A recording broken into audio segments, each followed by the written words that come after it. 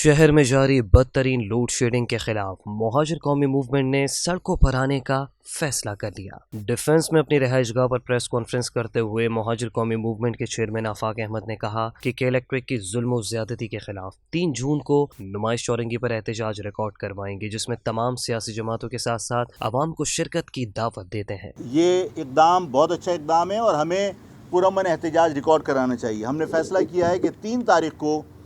ہم نمائش کے اوپر پرامن احتجاج کریں گے الیکٹرک کی غنڈہ گردی کے خلاف، لوڈ شیڈنگ کے خلاف اور اضافی بلنگ کے خلاف، اور ہم حکومت سے آج بھی مطالبہ کرتے ہیں اور وہ پرامن احتجاج ایک وارننگ ہوگی کہ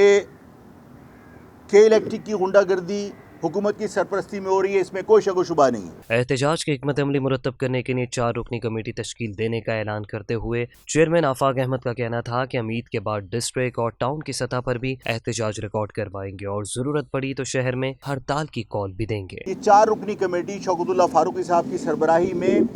مزید احتجاج کو پلان کرے گی، اس کے تسلسل کو قائم رکھے گی، اور جب ضرورت پڑے گی عید کے بعد تو ہم